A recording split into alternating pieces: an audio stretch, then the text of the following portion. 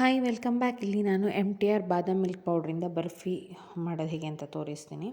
So ಇದಕ್ಕೆ ಫಸ್ಟಿಗೆ ಒಂದು ಬಾಣಲೆಗೆ ನಾವು ಒಂದು ಸ್ವಲ್ಪ ತುಪ್ಪ ಹಾಕ್ಕೊಳ್ಬೇಕು. ತುಪ್ಪ ಹಾಕ್ಕೊಂಡ್ಮೇಲೆ ಒಂದು 2-3 ಸ್ಪೂನ್, ಒಂದು ಅರ್ಧ ಕಪ್ ಅಂದಾಜು ಹಾಲು ಹಾಕ್ಕೊಳ್ಬೇಕು. ಸ್ವಲ್ಪ ಇದು ಕುದಿ ಬರ್ತಾ ಇದ್ದಾಗ 1 ಕಪ್ ಆಗುವಷ್ಟು MTR ಬಾದಾಮ್ ಮಿಲ್ಕ್ ಪೌಡರ್ನ ಹಾಕ್ಕೊಳ್ಬೇಕು.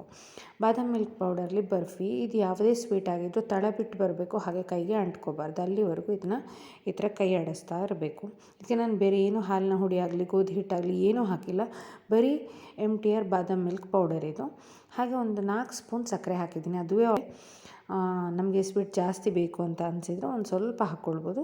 ಮಧ್ಯೆ ಒಂದು 2 ಸತಿ ಒಂದು 2 ಸ್ಪೂನು ಅಥವಾ 4 ಸ್ಪೂನು ತುಪ್ಪ ಹಾಕ್ಕೊಂಡು ಇದನ್ನು ಈ ಥರ ಇದು ಮಾಡ್ತಾ ಇರಬೇಕು.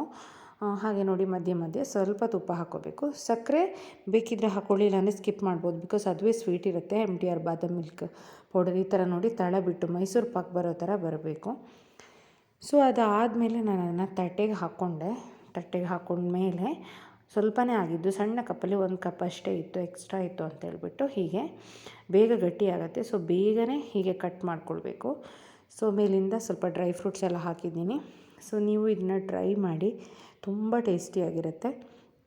ಇದನ್ನು ಟ್ರೈ ಮಾಡಿ ಹೇಗೆ ಅನ್ನಿಸ್ತು ಅಂತ ಕಮೆಂಟ್ ಸೆಕ್ಷನಲ್ಲಿ ತಿಳಿಸ್ತೀರಾ ಅಲ್ವಾ. ಸೊ ಹಾಗಿದ್ರೆ ನೆಕ್ಸ್ಟ್ ರೆಸಿಪಿ ಜೊತೆ ನಾನು ನಿಮಗೆ ಸಿಗ್ತೀನಿ. ಅಲ್ಲಿವರೆಗೂ ಟೇಕ್ ಕೇರ್.